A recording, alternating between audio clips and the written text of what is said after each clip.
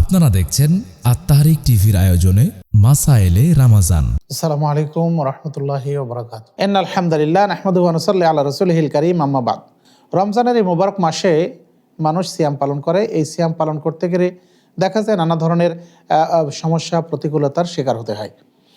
রমজান মাসে যেহেতু রাত্রি জাগরণ করে কিয়ামুল লাইল করতে হয়, আবার দেখা যায় শেষ রাতে উঠে সাহারি খেতে হয়।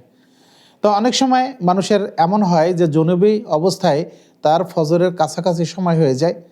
এখন এই অবস্থায় যদি সে সাহারি খায়, গোসল না করেই যদি সাহারি খায়, তাহলে তার এই সিয়াম শুদ্ধ হবে কিনা, এই ব্যাপারে অনেক ভাই জানতে চেয়েছেন। আয়েশা রাদিয়াল্লাহু আনহা এবং উম্মে সালামা রাদিয়াল্লাহু আনহুমা থেকে বর্ণিত, তিনি বলেন, আন্না রাসূলুল্লাহ সাল্লাল্লাহু আলাইহি ওয়াসাল্লাম কানা ইউসবিহু জুনুবান মিন জিমাইন গায়রা ইহতিলামিন সুম্মা ইয়াসুমু। আয়েশা এবং উম্মে সালামা রাদিয়াল্লাহু আনহুমা তারা দুইজনেই বলেছেন যে রাসূলুল্লাহ সাল্লাল্লাহু আলাইহি ওয়াসাল্লাম কখনো জুনুবি অবস্থায়, অর্থাৎ সহবাস পরবর্তী জুনুবি অবস্থায়, অপবিত্র অবস্থায় তিনি সকাল করতেন, এটা স্বপ্নদোষ ব্যতীত। আর অতঃপর তিনি এই অবস্থায় সিয়াম পালন করতেন। মুসনাদে আহমদ ২৪,১২০ নম্বর হাদিস। অনুরূপভাবে আরও হাদিস এসেছে। আয়েশা এবং উম্মে সালামা রাদিয়াল্লাহু আনহা বর্ণনা করছেন যে আন্না রাসূলুল্লাহ সাল্লাল্লাহু আলাইহি ওয়াসাল্লামা কানা ইউদরিকুহুল ফাজরা ওয়া হুয়া জুনুবুন মিন আহলিহি সুম্মা ইয়াগতাসিলু ওয়া ইয়াসুমু।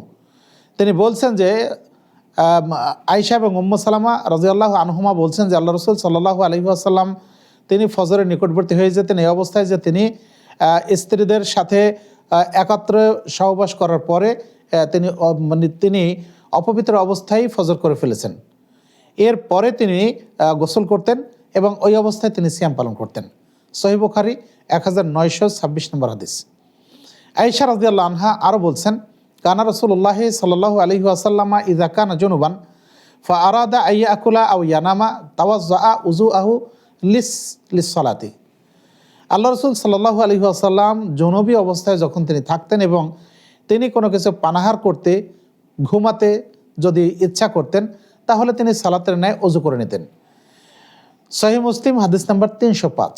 তাহলে এই হাদিস থেকে আমরা বুঝতে পারি, যদি কারো জুনুবি অবস্থায় সাহারি রক্ত হয়ে যায় এবং গোসল করার মতো সুযোগ না থাকে, তাহলে তিনি ওই অবস্থায় ওযু করে তিনি সাহারি গ্রহণ করবেন।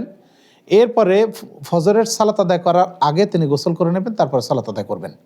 সুপ্রিয় দর্শক, এভাবে নানা ধরনের সমস্যা আমাদের মধ্যে আসতে পারে। শরীয়ত তার সুস্পষ্ট সমাধান আমাদের সামনে দিয়েছেন। রাসূল সাল্লাল্লাহু আলাইহি ওয়াসাল্লামের আদর্শ থেকে আমরা এটি পেয়ে থাকি। সুতরাং কেউ যদি এই অবস্থায় পতিত হন, তাহলে তিনি ওযু করে তিনি সাহারি খেয়ে নেবেন, তারপরে তিনি গোসল করে তারপরে ফজরের সালাত আদায় করবেন।